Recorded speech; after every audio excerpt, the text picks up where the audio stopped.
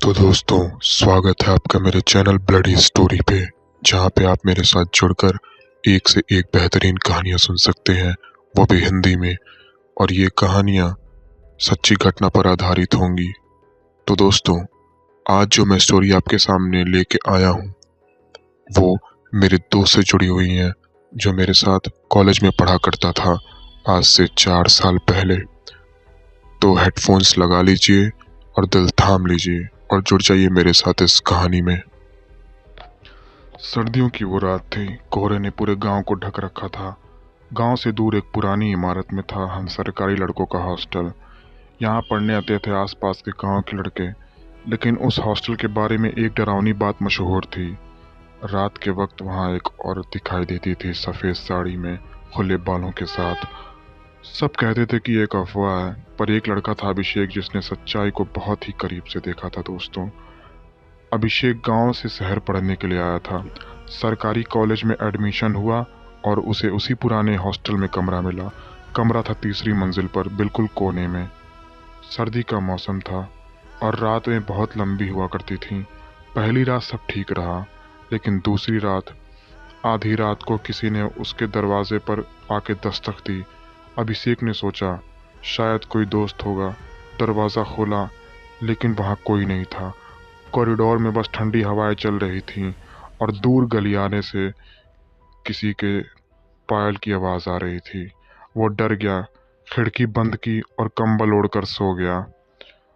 अगली रात उसने देखा अपने कमरे की दीवार पर नमी में एक चेहरा उभरते हुए, सीलन में, जो अभिषेक को मानो चुप करा रही हों। आंखें लाल, होठ सिले हुए। अभिषेक ने डर कर आंखें बंद कर ली। तीसरी रात उसका दोस्त राजू उसके कमरे में रुकने के लिए आया। रात के 2 बजे फिर वहीं वापस आवाज आई पायल की। राजू ने कहा, यार, कोई नीचे चल रहा है क्या? अभिषेक ने बोला, श्श, कुछ मत बोलना। उसी वक्त दरवाजा अपने आप खुल गया और सामने खड़ी थी सफेद साड़ी में एक औरत, झुकी हुई बाल, चेहरे पर लालिमा और आंख बाहर की तरफ निकले हुए। धीरे धीरे से वो उन लोगों की तरफ बढ़ रही थी। राजू चीख पड़ा। अभिषेक वहीं बेहोश हो गया। सुबह सब लड़के इकट्ठे हुए। राजू कांपते हुए बोला, वो सच में थी वो औरत। वार्डन ने गुस्से में कहा, फालतू की बातें मत करो। पर एक बूढ़ा चौकीदार बोला, साहब, ये जगह पहले लड़कियों की हॉस्टल हुआ करती थी, आज से 15 साल पहले। वो लड़की थी रीमा, जिसने तीसरे मंजिल में फांसी लगाकर अपनी आत्महत्या कर ली थी। उसकी लाश हमें वहीं मिली थी।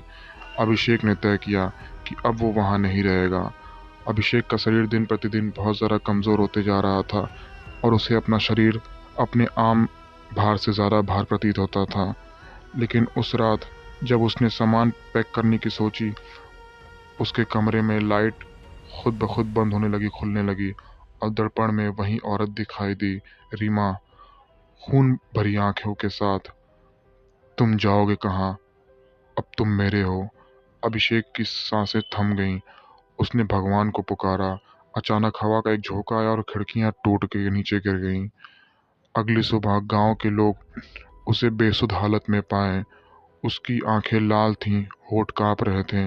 वह बस एक ही बात कह रहा था, वो यहाँ नहीं रहेगा, क्योंकि वो औरत उसे रोज दिखती है और वो यहीं है, वो उसे मार देगी। वार्डन ने गांव के तांत्रिक बाबा को बुलाया। बाबा ने कमरे में हवन किया, मंत्र पढ़े। दीवारों से चीखने की आवाज़ आने लगी। वो आवाज़ इतनी तेज थी कि लोगों को अपने कान बंद करने पड़ गए। वो बहुत बहुत तेजी से रो रही थी वो आत्मा। रीमा की आत्मा चिल्ला रही थी, ये मेरा घर है, मुझे यहाँ से कहीं नहीं जाना। जाओगे तो तुम लोग और ये अभिषेक मेरे साथ हमेशा के लिए। बाबा बोले, अब तेरा समय खत्म हुआ। अचानक कमरे में आग की लपटें उठने लगीं और वो आत्मा राख बनकर वहां से उड़ गई। बाबा ने कहा, बेटा, अब तू यहाँ नहीं रहेगा, यह जगह तुझे स्वीकार नहीं करती। अभिषेक ने कॉलेज छोड़ दिया और अपनी डिग्री भी। उसने अपनी पढ़ाई वहीं ख़त्म कर दी, लेकिन ज़िंदगी बचा ली। वो अपने गांव लौट गया। कभी पीछे मुड़कर नहीं देखा उसके बाद, अभिषेक ने। लोग कहते हैं अब वो कमरा हमेशा बंद रहता है,